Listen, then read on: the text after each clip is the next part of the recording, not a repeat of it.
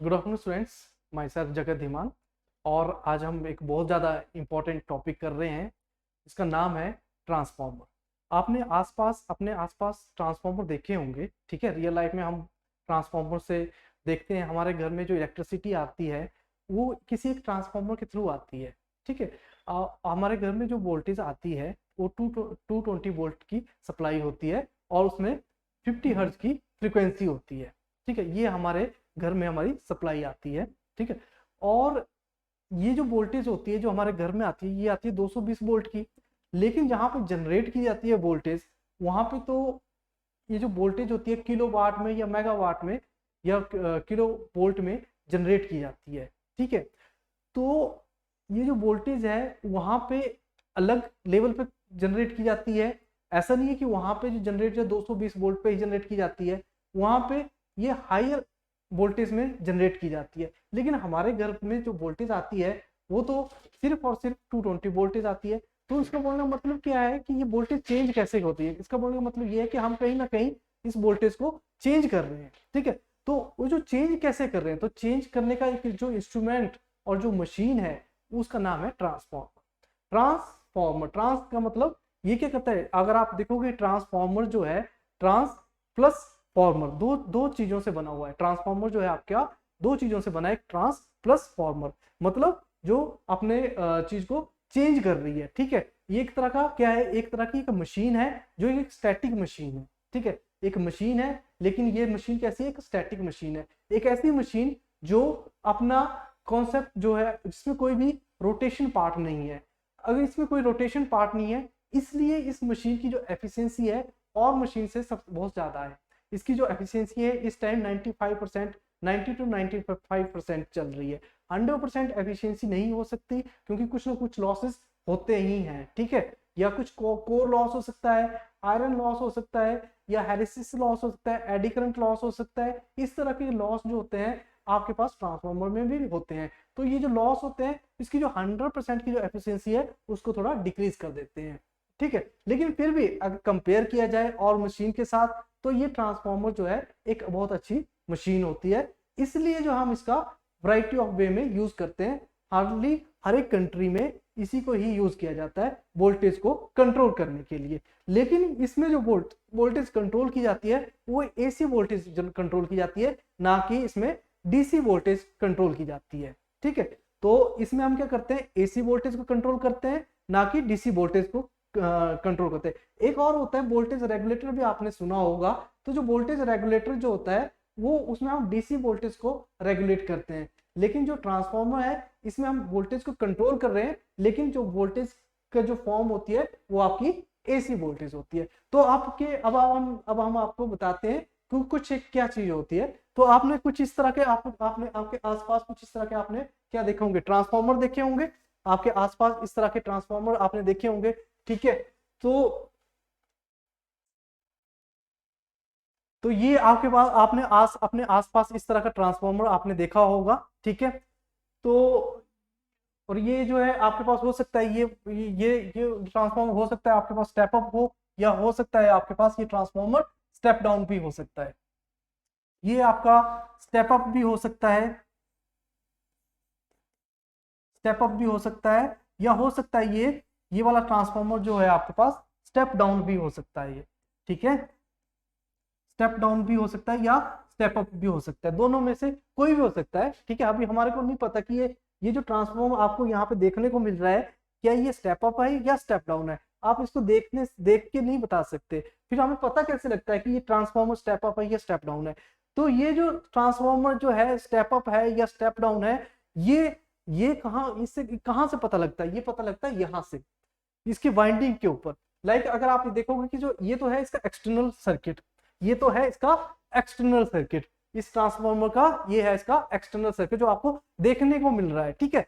लेकिन ये जो ट्रांसफार्मर है अंदर से कैसा है, अंदर से जो ये ट्रांसफार्मर है आपको कुछ इस तरह से मिलेगा, ठीक है। अब आप इसको कैसे पता लगेगा कि स्टेप अप है या स्टेप डाउन है। लेकिन आप इसको इंटरनल पार्ट जब आप देखोगे तो आपको पता लग जाएगा कि ट्रांसफार्मर स्टेप अप है या स्टेप डाउन है। तो पता कैसे लगा हमें पता लगा यहां से।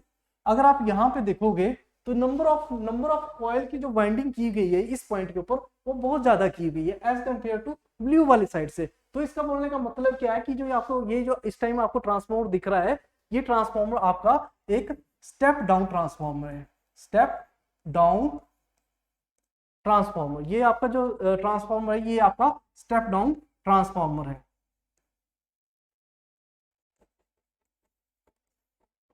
ठीक है, पता कैसे लगा? नंबर ऑफ वाइंडिंग से, नंबर ऑफ वाइंडिंग की वजह से कि ये ऊपर इस साइड ज्यादा है। और आप क्या बोलते हैं, ये जो ये वाली साइड होती है, इस वाली साइड को हम बोलते हैं ये हमारी प्राइमरी साइड होती है, और ये जो ये वाली ब्लू वाली साइड होती है ये हमारी सेकेंडरी साइड होती है।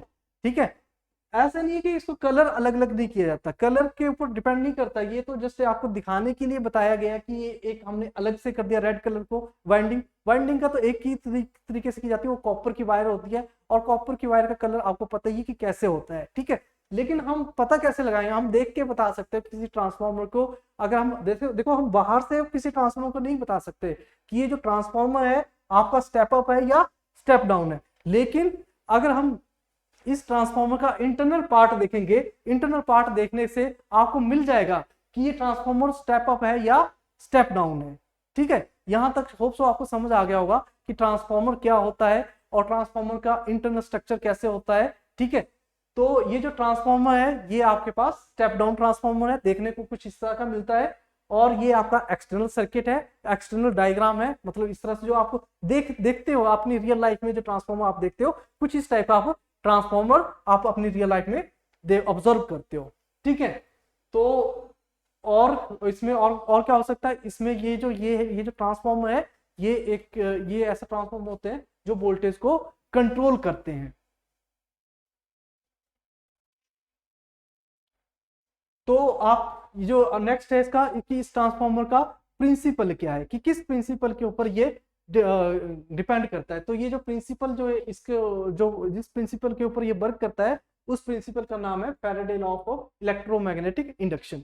तो ये जो है Faraday law of electromagnetic induction के ऊपर ये जो इसका जो प्रिंसिपल है ये वर्क करता है। ठीक है, तो ये जो ट्रांसफॉर्मर आपने जो अपने रियल लाइफ में हम देखते हैं, जो इसका एक्सटर्नल सर्किट जो हम देखते हैं, तो जो इस ट्रांसफॉर्मर के कुछ एक अगर आप देखोगे तो ये कुछ एक पार्ट्स होते हैं इस ट्रांसफॉर्मर के। ठीक है, लाइक ये वाला पार्ट है, ये आपका कंजर्वेटर टैंक हो गया, ये वाला कंजर्वेटर टैंक हो, इसको जो ये वाला टैंक जो आपको दिखता है इसको हम बोलते हैं कंजर्वेटर टैंक। ठीक है, ये जो ये वाला साइड है, ये जो ये वाली साइड है, ये जो ये वाली साइड है इसको हम बोलते हैं मेन टैंक। ये हो गया आपका, ये वाली साइड है आपके पास, ये है आपकी मेन टैंक। ठीक है, उसके बाद जो ये वाला पार्ट है, ये वाला पार्ट जो है यहाँ पे ये है आपके पास टैंक कवर, ये टैंक कवर है। और ये जो ड्रेन ऑफ, यहां से आप क्या करते हो ड्रेन ऑफ, ये वाला पॉइंट जो है आपके पास ड्रेन ऑफ है। ठीक है, और ये जो ये वाली चीज है, ये इस ट्रांसफार्मर को कूलिंग के लिए यूज किया जाता है। ये आपका कूलिंग ट्यूब्स है, ये वाली आपकी क्या है कूलिंग ट्यूब्स है। और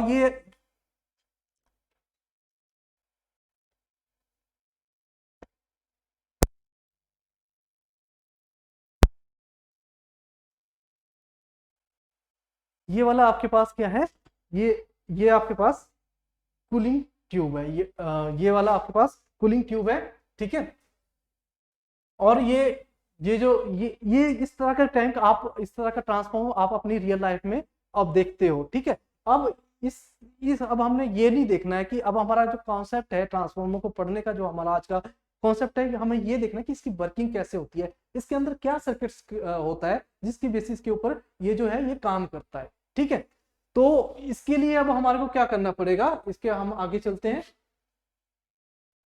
ठीक है, ये कुछ एक वर्किंग प्रिंसिपल है कि जो मैंने आपको बताया कि एक जो है जिसके जो मेन प्रिंसिपल जिसके ऊपर ये वर्क करता है वो होता है Faraday law of electromagnetic induction. उसमें दो पार्ट्स आते हैं, एक सेल्फ इंडक्शन होता है, एक आपके पास म्यूचुअल इंडक्शन होता है। और ये जो ये है ये आपके म्यूचुअल इंडक्शन के ऊपर वर्क करता है। ठीक है, अब हम इसको अंडरस्टैंड कर लेते हैं कि म्यूचुअल इंडक्शन क्या होता है, ये सेल्फ इंडक्शन क्या होता है। ठीक है, तो इसको ऑब्जर्व करने के लिए हम क्या करते हैं, एक स्क्रीन ले लेते हैं। ठीक है, ठीक है, तो म्यूचुअल इंडक्शन क्या होता है, तो म्यूचुअल इंडक्शन के लिए हम क्या करेंगे, हमारे पास हमने एक वाइंडिंग ले ली है यहाँ पे। ठीक है, और यहाँ पे क्या किया, एक इसमें क्या किया अल्टरनेटिंग वोल्टेज सोर्स दे दिया है। ठीक है, और इस पॉइंट के ऊपर हमने क्या किया, एक और सोलेनॉइड को हमने उसके साथ रखा हुआ है। ठीक है, और सोलेनॉइड को हमने रख के यहाँ पे हम क्या कर रहे हैं, यहाँ पे हम इसमें एक वोल्ट मीटर लगा लिया है हमने, ठीक है। ये हमारे पास क्या है, एक वोल्ट मीटर है, ये आपके पास एक वोल्ट मीटर है, ठीक है। और यहाँ पे हम क्या दे रहे हैं, इस पॉइंट के ऊपर दे रहे हैं हम AC voltage source, AC voltage source हम इस पॉइंट के ऊपर दे रहे हैं, ठीक है।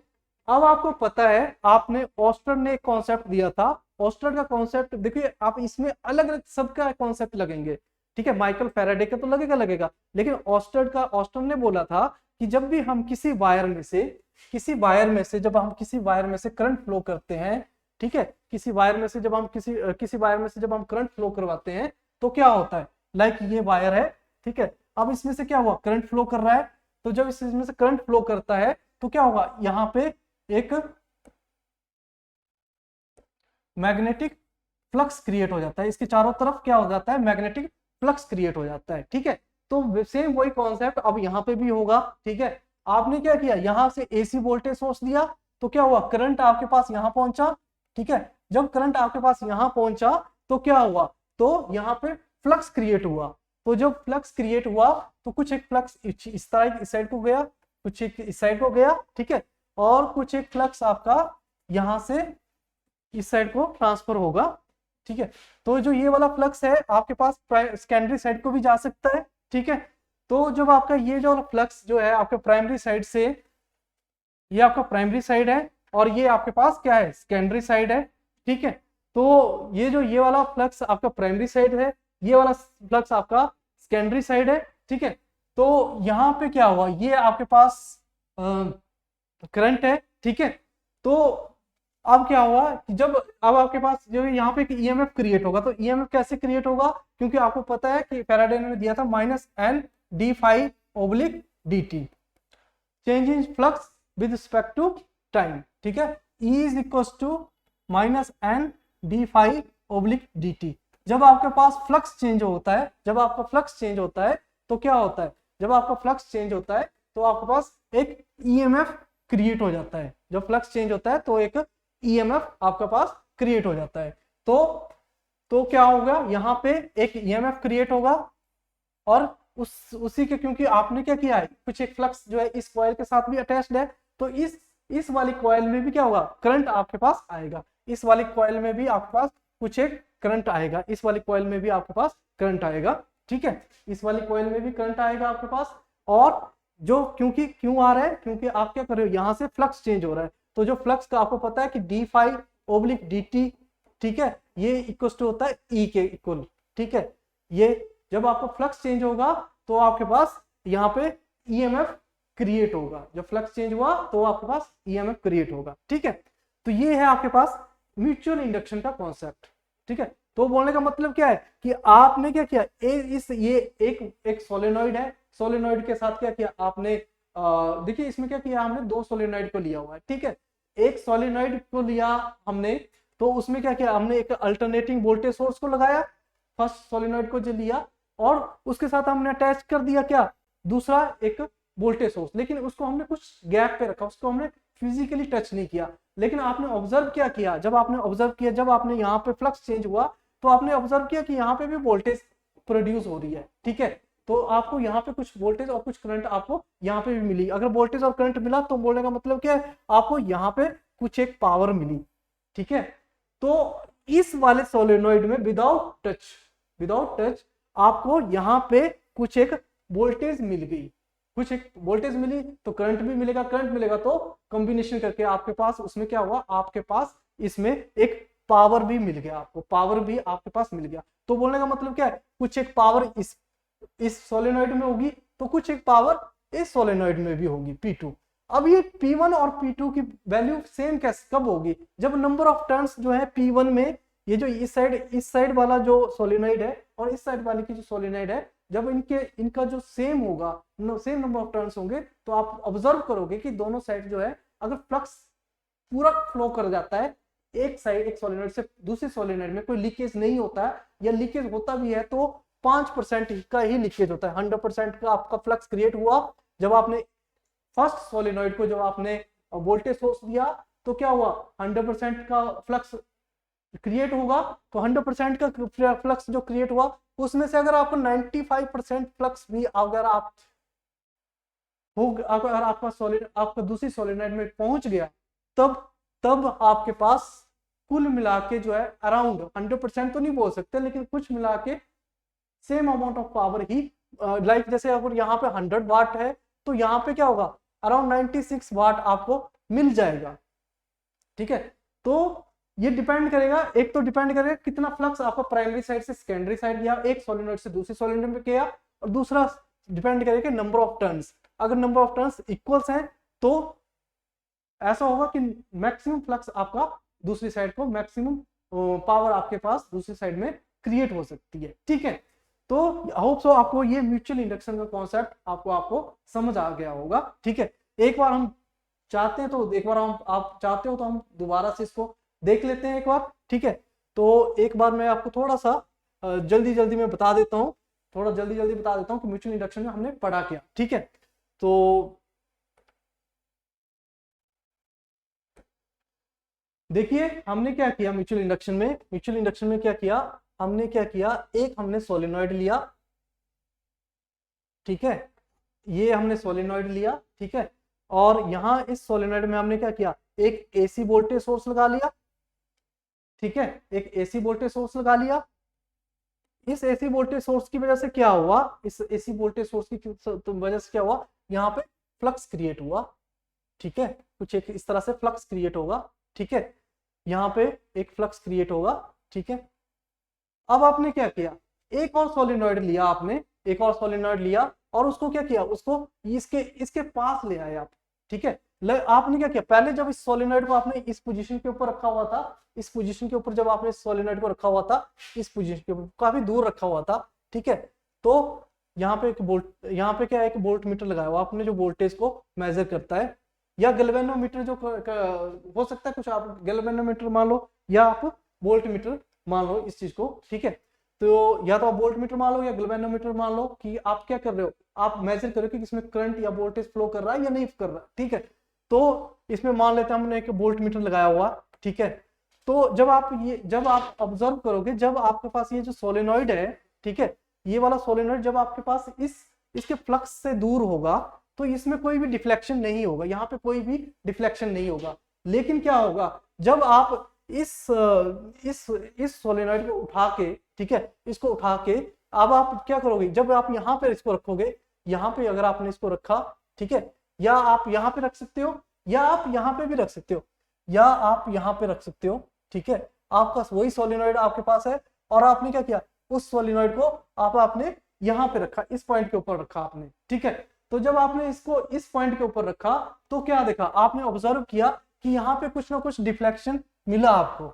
ठीक है, वो डिफ्लेक्शन किसकी वजह से मिला, क्योंकि इस वाले इसमें भी एक ईएमएफ क्रिएट हो गया, मतलब इसमें भी कुछ ना कुछ क्रिएशन हो गया। ठीक है, बेशक इन दोनों के बीच में कोई डायरेक्ट कनेक्शन नहीं है, फिजिकली इन दोनों में कोई भी कनेक्शन नहीं है, लेकिन फिर भी क्या हुआ, फिर भी इन दोनों के बीच में कुछ ना कुछ हुआ। ठीक है, तो ये हुआ किसकी वजह से, ये हुआ क्योंकि आपने क्या किया, आपने फ्लक्स को चेंज कर रहे हो। तो जो फ्लक्स चेंज करेंगे तो according to Faraday and d phi oblique d t, ये क्या है आपके पास फ्लक्स का Faraday law of electromagnetic induction का फॉर्मूला है। तो आप क्या करो, जब आपने एसी सोर्सेस फ्लक्स को चेंज किया, ठीक है, तो क्या हुआ, वहां पे एक ईएमएफ क्रिएट हो गया, ईएमएफ क्रिएट हो गया, और तो जो ईएमएफ जो है यहाँ पे भी ट्रांसफर हो गया वो। ठीक है, तो ये आपके पास बेसिक बिहाइंड है, ये आपके पास बेसिक बिहाइंड है कि किस तरह से इलेक्ट्रोमैग्नेटिक इंडक्शन वर्क करता है और कैसे इलेक्ट्रोमैग्नेटिक इंडक्शन से म्यूचुअल इंडक्शन का फॉर्मूला क्रिएट हुआ। ठीक है, और म्यूचुअल इंडक्शन से कैसे अब आपका ट्रांसफॉर्मर, किस तरह से अब ये म्यूचुअल इंडक्शन से ट्रांसफॉर्मर में इसका हम यूज करेंगे। ठीक है, सो नेक्स्ट जो मैं अब आपको बता रहा हूं, नेक्स्ट जो है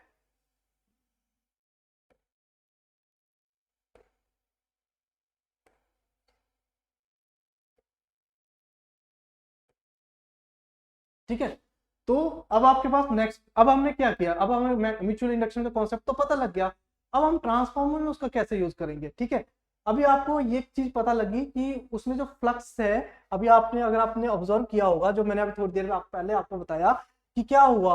अब आपने क्या किया, एक सोलेनोइड, ये मान लो एक सोलेनोइड है, ठीक है, ये आपने एक सोलेनोइड लिया था, ठीक है, और यहाँ पे क्या किया, इस सोलेनोइड में आपने क्या किया, एक वोल्टेज सोर्स लगाया, ठीक है, ठीक है, और इस सोलेनोइड के साथ क्या किया आपने, इस सोलेनोइड के साथ आपने क्या किया, एक दूसरी सोलेनोइड को इसके साथ रखा, क्लोज करके रखा, ठीक है, ज्यादा दूर नहीं रखा, और इतने क्लोज रखा कि जो है जो यहाँ पे जो फ्लक्स क्रिएट होगा वो यहाँ पे भी ट्रांसफर हो सके, ठीक है। तो आपको पता ही है कि जब किसी भी वायर में करंट फ्लो करता है तो वहां पे फ्लक्स तो क्रिएट होगा ही होगा, ठीक है। तो ये कुछ एक फ्लक्स, अब आपके पास क्या हुआ कि कुछ एक फ्लक्स जो है अब ये क्या हुआ कि कुछ एक फ्लक्स जो है ये क्रिएट हुआ इस तरह से, ये कुछ एक फ्लक्स तो चला गया, आपको पता है जो फ्लक्स जो होता है क्लोज पाथ में क्रिएट होता है, ठीक है। लेकिन कुछ एक फ्लक्स ऐसा भी होगा, मैक्सिमम कुछ एक फ्लक्स जो है ये ऐसा भी होगा, कुछ एक फ्लक्स यहाँ से होता हुआ यहाँ को भी ट्रांसफर हो जाएगा, ठीक है, और कुछ फ्लक्स जो है आपके पास यहाँ से होता हुआ यहाँ को भी जाएगा, कुछ एक फ्लक्स यहाँ से होता हुआ यहाँ से ये भी होगा, ठीक है। अब आप चाहते क्या हो, अब आप चाहते, अब हम क्या करते हैं ट्रांसफार्मर में क्या करें, हम चाहते हैं कि जो ये वाला फ्लक्स जो है यहाँ पे जो वेस्टेज ऑफ फ्लक्स हो रहा है, हम चाहते हैं कि ये मैक्सिमम फ्लक्स जो है आपका जो है इस सोलेनोइड से, एक सोलेनोइड S1 है ये और एक सोलेनोइड S2 है, हम ये चाहते हैं कि ये जो फ्लक्स आपका जो बाहर की तरफ जो मैक्सिमम फ्लक्स क्या हो रहा है, कुछ एक फ्लक्स तो चलो दूसरी सोलेनोइड में जा रहे हैं और हम उसका क्या कर रहे हैं, यूज भी कर रहे हैं, ठीक है, लेकिन क्या हो रहा है, मैक्सिमम फ्लक्स क्या हो रहा है, यहाँ से बाहर की तरफ वेस्टेज भी हो रहा है, लेकिन हम चाहते हैं कि ये वेस्टेज ना हो। तो ये वेस्टेज कैसे नहीं होगा, हम इसके लिए हमारे को क्या करना पड़ेगा, इसके लिए हमें क्या करना पड़ेगा, इन दोनों के बीच एक आयरन कोर को प्लेस करना पड़ेगा, ठीक है, आयरन कोर को प्लेस करना पड़ेगा। तो हम इसको हम कुछ इस तरह से भी कर सकते हैं, लाइक हमने क्या किया, एक आयरन कोर ले लिया, ये हो गया आपके पास आयरन कोर, ठीक है, एक आयरन कोर हो गया, ठीक है, ये क्या हो गया, आयरन कोर हो गया, और हमने क्या किया, यहाँ पे हमने क्या किया, यहाँ पे ये बाइंडिंग कर दिया, हमने बाइंडिंग कर दिया, ठीक है, और बाइंडिंग करने के बाद ये हो गया, वोल्टेज सोर्स लगा लिया, इस पॉइंट के साथ वोल्टेज सोर्स लगा लिया, ठीक है। अब हमने इस पॉइंट के ऊपर भी देखा, ये प्राइमरी साइड, ये सेकेंडरी साइड को हमने बाइंडिंग कर लिया, ठीक है, और यहाँ पे भी एक वोल्टेज सोर्स हमने यहाँ पे लगा लिया, ठीक है। सो ये एक वोल्टेज सोर्स हमने इस साइड लगाया, इसको हमने बोला P1 और इसको बोला हमने P2, ठीक है, ये आपके पास प्राइमरी साइड है, ये आपकी सेकेंडरी साइड है। अब इस कोर को लगाने का फायदा क्या होगा, ये जो कोर बनी होगी, ये कोर बनी होगी आपके पास किसकी, soft iron core, soft iron की ये बनी होगी आपके पास, पहले तो बनी होगी किसकी, सॉफ्ट आयरन कोर की, और सेकेंडली क्या होगा, ये चीज होती है, ये वाली चीज है, ये बनी होगी आपकी फेरोमैग्नेटिक मटेरियल की बनी होगी है। अब ये फेरोमैग्नेटिक मटेरियल क्या होता है, आपने केमिस्ट्री में पढ़ा होगा, 3 तरह के मटेरियल पढ़े होंगे आपने, diamagnetic material, paramagnetic material, ferromagnetic material. Diamagnetic material वो मटेरियल्स होते हैं जो अपने में से मैग्नेटिज्म नहीं होता उनमें, ठीक है, या मैग्नेटिक की प्रॉपर्टी को अलाउ नहीं करते हो, अनमैग्नेटाइज्ड मटेरियल्स होते हैं, लाइक वुड हो गया, ठीक है, इस तरह के कुछ एक बहुत सारे मटेरियल, सल्फर हो गया, अनमैग्नेटाइज्ड मटेरियल है, ठीक है, कोयल हो गया, ये आपके क्या अनमैग्नेटाइज्ड। कुछ एक होता है पैरामैग्नेटिक मटेरियल, जैसे आपके पास आयरन की किल होगी, ठीक है, और कुछ होता है फेरोमैग्नेटिक मटेरियल। फेरोमैग्नेटिक मटेरियल जो आप उसमें फ्लक्स दोगे तो क्या करेगा, मैक्सिमम फ्लक्स को वो यूटिलाइज कर लेता है, मतलब वो अपनी उसकी मैग्नेटाइजिंग प्रॉपर्टी बहुत अच्छी होती है। बोलने का मतलब ये है कि जितना भी आप उसको फ्लक्स प्रोवाइड करोगे वो अपने में से उसको उस फ्लक्स को क्या कर देगा, ऑब्जर्व कर लेगा, वो सारे के सारे फ्लक्स को क्या करेगा, ऑब्जर्व कर लेगा अपने में, ठीक है। तो अब आप क्या हुआ, अब आप यहाँ पे देखिए, जब आपने इस चीज को अपने क्या किया, फेरोमैग्नेटिक मटेरियल का बना हुआ है, और इसमें क्या हुआ, इसमें आपने क्या किया, वोल्टेज को अप्लाई किया। जैसे आप इसमें क्या करोगे, वोल्टेज को अप्लाई करोगे, यहाँ पे फ्लक्स क्रिएट होगा, तो जो फ्लक्स क्रिएट होगा तो यहाँ पे क्या हुआ, मैक्सिमम फ्लक्स जो है यहाँ से प्राइमरी साइड से सेकेंडरी साइड की तरफ ट्रांसफर हो जाएगा।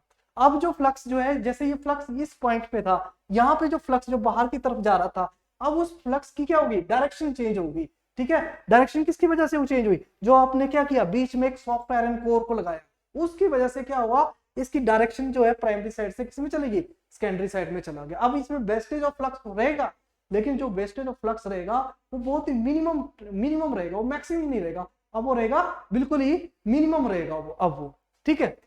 तो अब आप यहां से ये चीज तो अब आपको समझ आ गया कि सॉफ्ट आयरन कोर का यूज क्यों किया गया, ठीक है। यहां तक हो सो आपको सबको समझ आ गया कि हमने इसका यूज क्यों किया, ठीक है। अब नेक्स्ट, अब आप जब आपने यहाँ पे करंट हो गया ये गया, तो अब आप यहाँ पे ऑब्जर्व करोगे, यहाँ पे एक E1 सोर्स बनेगा, ठीक है, इसको हम EMF बोलेंगे, और इसको यहाँ पे होगा एक E2, ठीक है। और जो प्राइमरी साइड जो नंबर ऑफ टर्न्स बनेंगे, ये बनेंगे आपके पास, इसको हम बोलेंगे N साइड, ठीक है, प्राइमरी साइड का नंबर ऑफ टर्न्स, और इसको हम बोलेंगे N2, या इसको बोलेंगे सेकेंडरी NS भी लिख सकते हैं, ये होगा आपके पास सेकेंडरी साइड के नंबर ऑफ टर्न्स, ठीक है।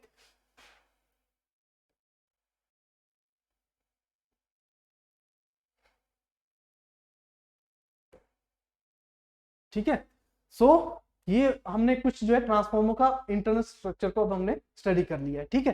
तो ये वही है जो चीज अभी तक मैंने आपको बताया कि म्यूचुअल इंडक्शन के ऊपर वर्क करता है, और क्या क्या कैसे कैसे वर्क करता है, ये जब अभी तक जो मैंने एक्सप्लेन किया है, ये उसी का ही थ्योरेटिकल कॉन्सेप्ट है, आप इसको बड़े अच्छे तरीके से अंडरस्टैंड कर सकते हो। अब इस चीज को आपको अंडरस्टैंड करना बहुत ईजी हो जाएगा, ठीक है।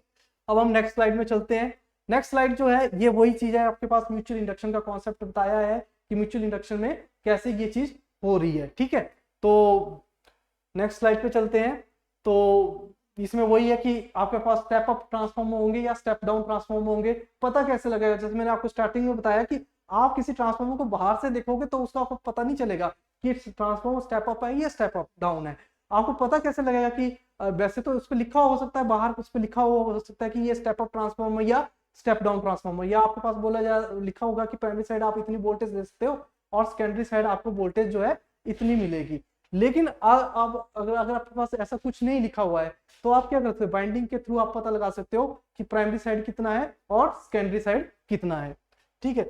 तो नेक्स्ट है आपके पास वही चीज है जो मैंने अभी आपको एक्सप्लेन किया कि ये हो गया आपके पास प्राइमरी साइड, ये हो गया सेकेंडरी साइड। अब आप इसमें भी देख रहे हो कि primary side number of turns ज्यादा है और नंबर ऑफ टर्न्स जो है सेकेंडरी साइड कम है। तो ये जो ट्रांसफॉर्मर है आपका स्टेप डाउन ट्रांसफॉर्मर है, ठीक है। और ये जो है मेन फ्लक्स है, ये फ्लक्स इस तरह से आपके पास ट्रांसफर होगा आपके प्राइमरी साइड से, इस तरह से आपके पास फ्लक्स जो है सेकेंडरी साइड पे जाएगा, ठीक है। और लेकिन ये कुछ एक फ्लक्स फिर भी लीकेज होगा आपके पास, कुछ एक फ्लक्स का अभी भी लीकेज रहेगा, ठीक है। इसी लीकेज फ्लक्स की वजह से क्या होगा, आपकी जो एफिशिएंसी है ट्रांसफार्मर की वो कम होती है। आपके ट्रांसफार्मर की जो एफिशिएंसी इस टाइम जो चल रही है वो चल रही है आपकी 90 से 95% के बीच में चल रही है, ठीक है, या 96 हो सकती है, लेकिन फिर भी 100% नहीं हो सकती क्योंकि यहाँ पे फ्लक्स का लीकेज रहता है। अगर ये फ्लक्स पूरा उस साइड ट्रांसफर हो जाता है तब आप बोल सकते हो कि कहीं ना कहीं आपकी जो एफिशिएंसी है वो इम्प्रूवमेंट हो सकता है उसमें, ठीक है। तो हमें कुछ इस टाइप के और मटेरियल्स को क्रिएट करना पड़ेगा जिसकी जो प्रॉपर्टी होगी फ्लक्स को ऑब्जर्व करने की, और ज्यादा, जितनी ज्यादा ऑब्जर्व की प्रॉपर्टी होगी उतना ज्यादा आप प्राइमरी साइड का फ्लक्स जो है सेकेंडरी साइड को ट्रांसमिट कर सकते हो। तो लीकेज ऑफ द फ्लक्स जो क्या होगा उसमें कम होगा, ठीक है।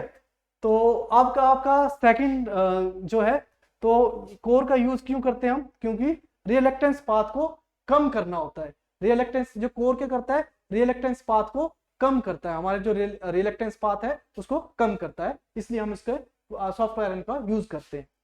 नेक्स्ट है आपके पास ये जो इक्वेशन है, जैसे मैंने आपको बताया था कि ये एक ट्रांसफॉर्मर है, ये प्राइमरी साइड है, सेकेंडरी साइड है, तो यहाँ पे भी एक E1 क्रिएट होगा और यहाँ पे भी एक E2 क्रिएट होगा। अभी जो E1 और E2 की जो इक्वेशन बनेगी वो बनेगी E2 इक्वल टू होता है 4.44 N2 F 5M। 5M का मतलब होता है मैक्सिमम फ्लक्स, F मतलब फ्रीक्वेंसी, N2 मतलब नंबर ऑफ साइड जो है प्राइमरी साइड, ठीक है, number of turns in secondary side, और number of turns in primary side. अब आपके पास क्या है, ये सिमिलर है, ये सिमिलर है, ठीक है, और ये चीज सिमिलर क्योंकि फ्रीक्वेंसी तो दोनों साइड सेम ही रहेगी, ठीक है, और मैक्सिमम फ्लक्स भी दोनों, अगर आइडियल ट्रांसफार्मर है तो दोनों साइड का जो फ्लक्स होगा वो भी सेम रहेगा।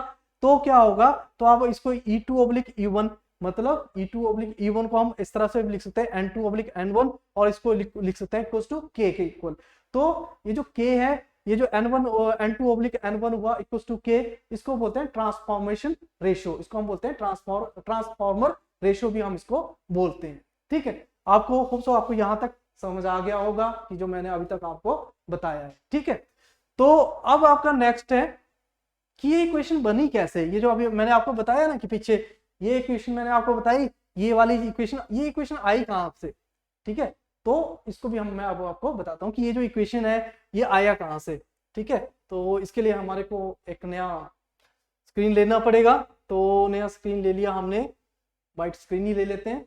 तो इक्वेशन क्या आती है हमारे पास, कुछ इस तरह से इक्वेशन आपको मैंने बताई थी कि E2 या E1 कुछ इस तरह से लिखा हुआ था वहां पे 4.44, ठीक है, और मैक्सिमम फ्लक्स 5m, ठीक है, इनटू फ्रीक्वेंसी सेम और इनटू नंबर ऑफ टर्न्स। तो ये E2 है तो यहाँ पे NS होगा, secondary side number of turns, और ये है आपके पास primary side 4.44, maximum flux 5m into frequency into कितना NP, प्राइमरी साइड के नंबर ऑफ टर्न्स। ठीक है, ये हो गया प्राइमरी साइड के नंबर ऑफ टर्न्स। ठीक है, अब ये चीज आई कहां से, आपको पता है कि जब आप किसी वोल्टेज सोर्स होते हैं तो आपने देखा होगा, जब आपने एसी एनालिसिस जब आपने पढ़ा होता तो आपको पता है V क्या होता है, VM ये होता है साइन ओमेगा टी। ठीक है, ये आपने इक्वेशन पढ़ी है जब आप एसी एनालिसिस करते हैं कि जो एसी वोल्टेज सोर्स है वो कैसे होता है। और आपने ये भी देखा होगा कि इसको हम किस तरह से रिप्रेजेंट करते हैं, कुछ इस तरह से रिप्रेजेंट करते हैं एसी वोल्टेज सोर्स को, जो कि ये होता है V is equal to VM sine omega t. ठीक है, तो इसकी वजह से, या इसमें हम एक और चीज लिखते हैं I, अगर हम करंट की बात करें तो करंट क्या होता है IM साइन ओमेगा टी। ठीक है, ये अगर ये वोल्टेज को रिप्रेजेंट कर रहा है तो करंट क्या होगा, हमेशा लो होता है, क्योंकि आपको पता है V is equal to I into R, और I इज इक्वल टू क्या होता है V ओब्लिक R। तो करंट क्योंकि कुछ ना कुछ तो रेजिस्टेंस होता ही है, तो रेजिस्टेंस की वजह से क्या होता है, करंट आपका कम फ्लो करता है। तो आप अगर जब आपने एसी एनालिसिस किया था तो अब आपने ये वोल्टेज सोर्स को शो करता था, और ये जो ये है ये आपके पास करंट को शो कर रहा है। ठीक है, ये आपका वोल्टेज सोर्स को शो कर रहा है, ये आपके पास क्या हो रहा है, करंट को शो कर रहा होता है। ठीक है, तो यहीं से हमारे को फ्लक्स का भी पता चलता है कि फ्लक्स क्या होगा, तो फ्लक्स भी कुछ इसी तरह से शो करेंगे हम। ठीक है, तो फ्लक्स के लिए हम इस तरह से लिख सकते हैं, फ्लक्स के लिए हम बना सकते हैं कि ये चीज हो गया आपके पास फ्लक्स हो गया, तो ये चीज हमारे पास क्या हो गया, फ्लक्स हो गया। ठीक है, अब हम इसको और थोड़ा प्रॉपर तरीके से हम इसको अंडरस्टैंड करते हैं। होप सो आपको ये समझ आ गया होगा कि मैक्सिमम वोल्टेज को आप कैसे रिप्रेजेंट करते हैं, इस तरह से रिप्रेजेंट कर सकते हैं, करंट को आप इस तरह से रिप्रेजेंट कर सकते हैं। तो फ्लक्स को भी आप जो आपका फ्लक्स जो आप देख रहे हो ना कि जो फ्लक्स आपके पास इस कोर में से ट्रांसफर हो रहा है, इस तरह से ट्रांसफर हो रहा है, वो रियल में फ्लक्स जो है किस तरह से जा रहा है, वो रियल में फ्लक्स जो है इस फॉर्म में जा रहा है, इस फॉर्म में वो फ्लक्स आपके पास प्राइमरी साइड से सेकेंडरी साइड को जा रहा है, इस फॉर्म में। हम बेशक इसको इस तरह से शो करते हैं कि ये कोर होगी, ये आपके पास कोर होगी, ये फ्लक्स हो गया। ठीक है, लेकिन जो एग्जैक्टली जो फ्लक्स आपके पास जा रहा है प्राइमरी साइड से सेकेंडरी साइड, वो कुछ इस तरह से जा रहा है, इस तरह से जा रहा है। ठीक है, तो जो फ्लक्स है वो प्राइमरी साइड से इस तरह से सेकेंडरी साइड को जा रहा है। ठीक है, अब हमने इक्वेशन बनानी है, जो अभी हमने किया था ना 4.44 समथिंग कुछ है था, तो ये इक्वेशन कैसे बनाएंगे अब हम। ठीक है, तो ये इक्वेशन हम बनाएंगे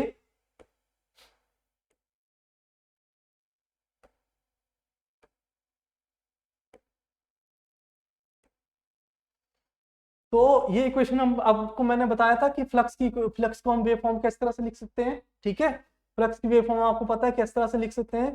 तो ये हो गया आपकी, ये आपको शो कर रहा है फ्लक्स की वेव फॉर्म को। ठीक है, अगर ये फ्लक्स की वेव फॉर्म को शो कर रहा है तो आपको ये पता है कि यहाँ पे 0 डिग्री होता है, यहाँ पे 180 डिग्री होता है, और यहाँ पे 360 डिग्री होता है। ठीक है, और आपको ये भी पता है कि अगर आपको इसको रेडियन में लिखना है तो रेडियन को 0 तो 0 रेडियन ही होगा। ठीक है, यहाँ पे आप इसको क्या लिख सकते हो, यहाँ पे इसको लिख सकते हैं पाई रेडियन, और यहाँ पे लिख सकते हो 2 पाई, क्योंकि आपको पता है पाई कितना होता है, पाई होता है 180 डिग्री, और ये हो गया 360 डिग्री आपका टोटल हो गया। ठीक है, सो अब आपको पता है कि मैक्सिमम फ्लक्स कहाँ पे आएगा, मैक्सिमम फ्लक्स आएगा ये इस पॉइंट के ऊपर, इस पॉइंट के ऊपर 90 डिग्री के ऊपर क्या आएगा, मैक्सिमम फ्लक्स आएगा यहाँ पे, इस पॉइंट के ऊपर क्या होगा, मैक्सिमम फ्लक्स है। ये वेवफॉर्म भी बता रही है कि ये मैक्सिमम फ्लक्स कब क्रिएट करेगी, ये क्रिएट करेगी आपके 90 डिग्री के ऊपर। अगर हम रेडियन की बात करें तो हम रेडियन में इसको लिख सकते हैं π/2, ठीक है। सो अब हम इसकी इक्वेशन लिखेंगे, फ्लक्स की इक्वेशन, जैसे हम लिखते थे v = Vm sin ωt, जब हम एसी एनालिसिस में जब हम इसको इस तरह लिखते थे। अब हमने फ्लक्स की इक्वेशन को लिखना है, तो फ्लक्स की इक्वेशन को जब आप लिखोगे तो लिखोगे आप इसको φm sin ωt, sin ωt, ठीक है। तो अब आपको ये भी पता है कि ईएमएफ इक्वेशन जो होती है, फैराडे ने जो ईएमएफ इक्वेशन दी थी, उन्होंने बोला था E = -n d∅/dt, उन्होंने बोला था ये आपकी फैराडे की इक्वेशन होती है, ठीक है। सो अब हम इसमें क्या कर सकते हैं, अब हम क्या करेंगे, ये इक्वेशन नंबर 1 है। अब ये इक्वेशन नंबर क्या है आपकी, ये इक्वेशन मान लेते हैं ये इक्वेशन नंबर 2 है आपके पास। ये जो ये इक्वेशन है ना पूरी, ये जो यहां से लेके यहां तक इक्वेशन है, तो ये जो इक्वेशन है, ये इक्वेशन जो है मान लेते हैं,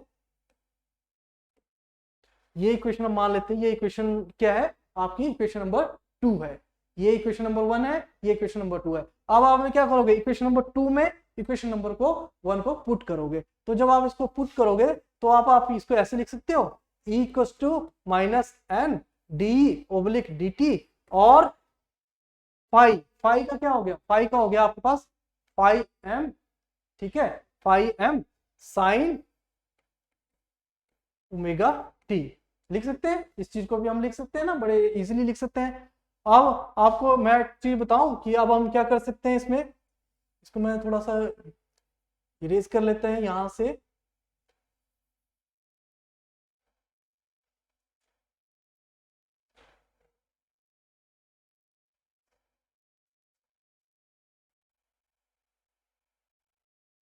तो हमारे पास कुछ इक्वेशन थी इसके लिए, वो थी, ये हमारे फ्लक्स का था, और इसकी जो इक्वेशन थी वो हम लिख रहे थे φ = φm sin ωt, और उसको हम कंसिडर करते हैं इक्वेशन नंबर 1, ठीक है। और जो दूसरी इक्वेशन है, जो फैराडे का जो लॉ था वो था E = -n d∅/dt, ठीक है। तो हमने क्या करना है, ये इक्वेशन नंबर 1 है, ये इक्वेशन नंबर 2 है। अब हमने इक्वेशन नंबर 2 में इक्वेशन नंबर 1 को पुट करना है, और उसको क्या करना है, डिफरेंशिएट करना है। तो जब आप इसको इक्वेशन नंबर 2 में पुट करोगे तो ये फर्स्ट वाली चीज तो आपके पास वैसे ही आ जाएगी d/dt, लेकिन फाई की वैल्यू अब आपने क्या करना है, यहाँ से पुट करना है। ये वाली चीज क्या है, ये वाली चीज है आपके पास, तो इसमें क्या किया आपने, इस इक्वेशन को पुट करोगे। तो जब आपने इसको इक्वेशन को पुट करोगे तो ये आ जाएगा φm sin ωt, ठीक है। तो जब आपको इसको इक्वेशन को पुट करोगे तो, और इसका डिफरेंशिएशन करोगे, तो जब आप इसको डिफरेंशिएशन करोगे तो आप देखोगे कि यहाँ पे आ गया ये φm, और साइन का क्या होगा, साइन का जब हम डिफरेंशिएट करेंगे तो क्या आएगा, ये आ जाएगा cos ωt, ठीक है, cos ωt। अब हम इसको हम इस इक्वेशन को और इनटू ओमेगा भी, क्योंकि विद रिस्पेक्ट टू t कर रहे हैं, तो ये आ जाएगा आपके पास कुछ इस तरह से, आपके पास ये चीज आ जाएगी, ठीक है। तो अब आप इसको यहाँ पे लिख सकते हैं, E की वैल्यू जो हमारे पास आई है वो आई है -n, यहां से यहाँ पे देखिए ये आ रही है -n φm cos ωt और इंटू ओमेगा, ठीक है। और आपको पता है कि ओमेगा की वैल्यू को हम ओमेगा क्या होता है, 2π/f होता है, ठीक है। ये तो हो गया रेडियन में। अगर आपने इसको हर्ट्ज में लिखना है ओमेगा को, तो आप क्या लिखोगे, इसको लिखोगे 2πf × t, ठीक है। ये हो गया रेडियन में और ये हो गया हर्ट्ज में। अब आपने क्या करना है, इसको इस इक्वेशन में पुट अप करना है, तो ये आ जाएगा आपका E = -n, ठीक है, और फ्लक्स φm, ठीक है, फ्लक्स φm आपने अभी तक तो हमारे पास वही है, और ओमेगा की वैल्यू आपने लिख दी कितना, 2π/f t, ये लिख दिया आपने, ठीक है। और आपने लिखा into cos omega T, cos omega T कर दिया आपने, ठीक है। उसके बाद अब आप इस इक्वेशन को कुछ इस तरह से भी लिख सकते हो। अब आपने क्या किया, इस माइनस को क्या किया, तो अंदर ले गए, ठीक है। तो ये बाहर वाला चीज आपके पास आ गया N maximum flux phi M, और ओमेगा की वैल्यू आपको पता ही है 2 पाई एफ इंटू टी है, ठीक है। और इसको आपने लिख दिया माइनस कॉस ओमेगा टी। बस हमने कुछ नहीं किया इस इक्वेशन में, इस इक्वेशन में और इस इक्वेशन में। ये जो माइनस का जो पॉइंट है इसको हमने किसके साथ अटैच कर दिया, कॉस के साथ, ठीक है। बाकी हमने वैसे के वैसे रख दिया सबको। और अब आपको पता है, आपने ट्रिग्नोमेट्री में एक चीज पढ़ा होगा कि minus cos theta, minus cos theta, अगर आपको पता होगा माइनस कॉस थीटा कितना होता है, माइनस कॉस थीटा होता है आपके पास साइन, ठीक है, साइन थीटा माइनस 90 डिग्री के इक्वल होता है। ये चीज होती है माइनस कॉस थीटा, ठीक है। तो आपको पता है कि यहाँ पे थीटा क्या है, ओमेगा टी है, ठीक है। तो आप इसको ऐसे लिख सकते हैं कि कॉस ओमेगा टी, ठीक है, minus cos omega t equals to, हम इस तरह से लिख सकते हैं ना, sine omega t minus 90 degree, ठीक है। और इसको और अगर आप और वेरी सिंप्लीफाई करोगे तो ये चीज आ जाएगी आपके पास, ये आ जाएगी आपके पास साइन ओमेगा टी, ठीक है। तो इसका बोलने का मतलब क्या है, हम ये चीज है आपके पास कॉस, ये वाली चीज है, इसको हम रिप्लेस कर सकते हैं साइन ओमेगा टी के साथ, ठीक है। तो इसको हम रिप्लेस कर सकते हैं साइन ओमेगा टी के साथ, ठीक है। तो अब हम इस इक्वेशन को दोबारा से लिख लेते हैं प्रॉपर वे में, ठीक है। तो जब हम इसको प्रॉपर वे में लिखेंगे तो ये इक्वेशन कुछ इस तरह से बन के आएगी।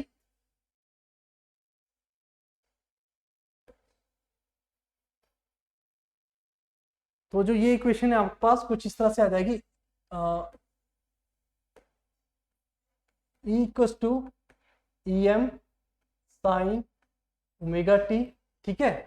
और ई एम और ये जो इक्वेशन है, ये इक्वेशन है आपके पास जो अभी तक हमने क्रिएट की है, ये हम एन पाई एम 2 पाई एफ टी और माइनस कॉस ओमेगा टी को हमने बताया कि हम इसको लिख सकते हैं साइन ओमेगा टी, साइन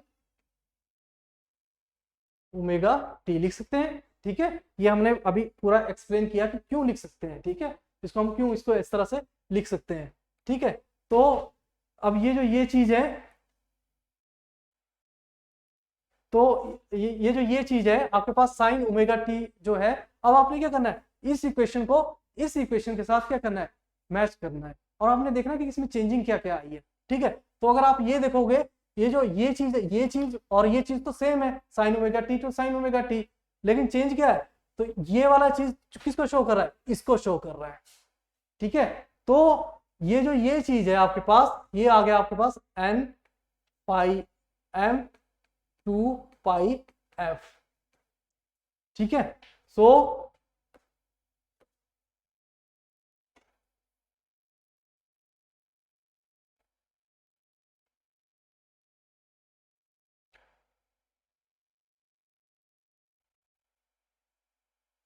तो आप यहां देख लीजिए, ठीक है। उसके बाद क्या हुआ, ये आ गया आपके पास, ठीक है।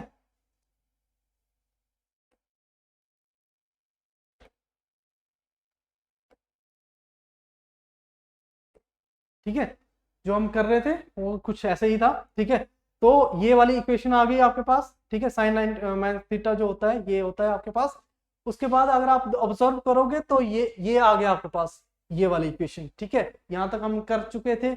और उसके बाद आपको ये भी पता है कि यहाँ से ये चीज भी आ गई थी हमारे पास। और अब जब हमने इसको क्या किया, जब हमने इक्वेट किया तो ये वाली चीज आपके पास आ गई साइन ओमेगा टी, ठीक है। तो इस चीज को हम ऐसे लिख सकते थे ना कि ये चीज आगे एन, ये चीज है, ये चीज थी ई एम। जब हमने इसको एक स्टैंडर्ड इक्वेशन के साथ क्या कर दिया, इक्वेट किया, कंपेयर किया ना, जब हमने इसको स्टैंडर्ड इक्वेशन के साथ, तो आपने ये लिखा N maximum flux frequency into t, ठीक है, और साइन ओमेगा टी, ठीक है। और उसके बाद आपने क्या किया, उसके बाद आप क्या कर सकते हो, उसके बाद आपने क्योंकि आपने जो है यहाँ पे ओमेगा जो था, ओमेगा जो है 2 पाई ft था, ठीक है। उसके बाद आप क्या करोगे कि क्योंकि जो वैल्यू आई है वो आपके पास अभी वोल्टेज में था, अब आप इसको रूट मीन स्क्वायर में जब आप कन्वर्ट करोगे तो आप क्या करना पड़ेगा, इसको √2 से इसको मल्टीप्लाई करना पड़ेगा।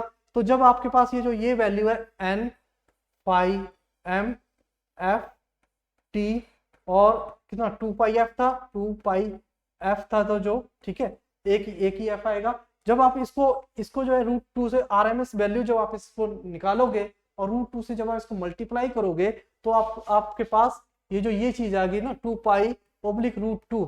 जब आप इसको कैल्सियम में रखोगे तो आपके पास जो वैल्यू आएगी वो आएगी आपके पास 4.44 समथिंग कुछ आएगा, लेकिन 4.44 समथिंग कुछ, मान लो 3 4 6 कुछ इस तरह से आपके पास कैल्सियम में वैल्यू आएगी, ठीक है। और ये वैल्यू आपके पास क्या आ गई, EMF की वैल्यू आई है, ठीक है। तो तब हम इसको, तभी हम ये जो वैल्यू आती है, ये जो E1 की जो वैल्यू आती है, तब हम इसको लिखते हैं 4.44, ठीक है। और मैक्सिमम फ्लक्स 5m, फ्रीक्वेंसी तो आपको पता ही है, आपको पता है नंबर ऑफ टर्न्स N1, ठीक है। और बस ये आएगा आपके पास EM की वैल्यू, ठीक है। तो नेक्स्ट स्लाइड में आपके पास E1 को आपने इस तरह से लिख दिया और E2 को भी सेम वैसे ही आएगा, लेकिन बस क्या होगा, नंबर ऑफ टर्न्स जो है N2 आपके पास चेंज हो जाएंगे, ठीक है। उसके बाद आपको पता है कि जो फ्लक्स जो है आपके पास, आपको पता है कि फ्लक्स क्या होता है, फ्लक्स आपके पास मैग्नेटिक फील्ड इनटू एरिया होता है। अगर आप इसमें वैल्यू को चेंज कर दोगे, यहाँ पे 5m की जगह क्या कर दोगे, VA लिख दोगे, तो आपके पास जो इक्वेशन हो जाएगी वो कुछ इस तरह से आ जाएगी। E1 इक्वल्स टू, जो प्रॉपर इक्वेशन जो बनती है वो बनती है E1 इक्वल्स टू 4.44 VAFT, ये इक्वेशन बनेगी। और E2 की इक्वेशन बनेगी आपके पास, E2 की इक्वेशन बनेगी ये। तो इस तरह से ये दोनों इक्वेशंस आपके पास आती हैं, ठीक है। तो नेक्स्ट स्लाइड है आपके पास कि ट्रांसफार्मर के कुछ एक लॉसेस भी होते हैं, जैसे मैंने आपको बताया था कि ट्रांसफार्मर,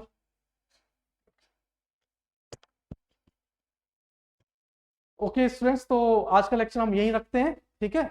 सो होप सो आपको समझ आ गया होगा कि मैं आपको क्या क्या बताना चाहता था। बाकी नेक्स्ट का जो हम है नेक्स्ट क्लास में इसके आगे का ट्रांसफार्मर कैसे वर्क करता है वो हम नेक्स्ट क्लास में करेंगे।